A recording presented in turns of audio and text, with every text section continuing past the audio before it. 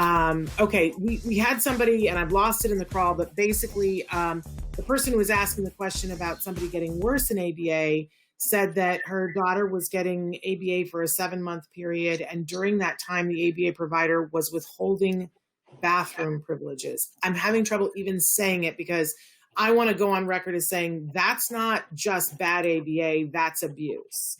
That should be reported. That is not okay. That is not a part of an ABA program, period.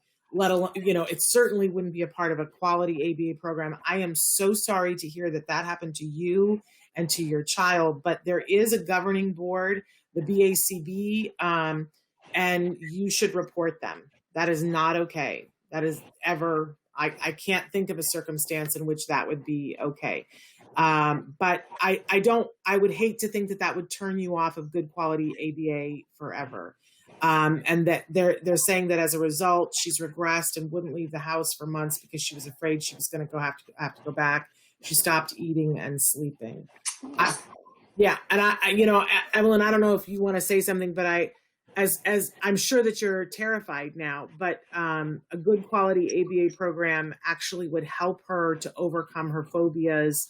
Now, you just would want to do it with somebody aware of the fact that this has happened in a previous ABA provider. Evelyn, anything you want to add? I did see something also about doing CBT. CBT is good because, it's a cousin of ABA, but many times cognitive behavioral therapists, if they don't have experience with people on the spectrum, they're speaking too abstractly for people on the spectrum. And that I would want to see, is that person talking at a level that's above your child? And then what's going to happen is your child's just going to, what happens is these therapists suggest things, and then the person themselves just takes it as a rule. And you don't want that to happen either, because if they are truly on the spectrum and there is some kind of language issue, like understanding, people on the spectrum tend to like the black and white, the concrete, and abstract is really difficult to understand. So a lot of times people will go the CBT way, but if they don't have the vocabulary and the comprehension of the concepts being discussed in CBT, it might not be helpful either. And actually, I've had kids come in and have all sorts of wrong definitions from CBT therapy they've had. And it wasn't that the CBT person didn't know what they were doing. It's just that they took an assumption that person with ASD understood everything they were saying. So you have to be careful on both ends too, in terms of what you're discussing.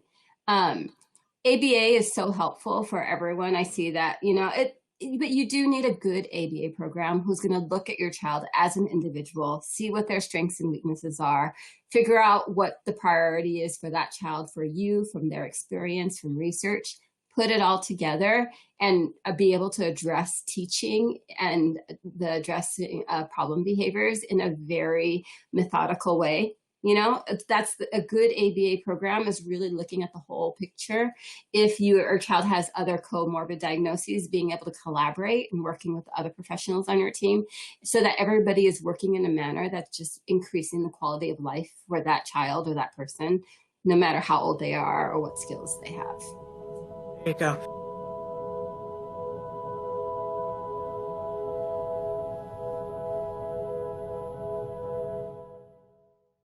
Hey, thanks for watching Autism Live. To subscribe, click here.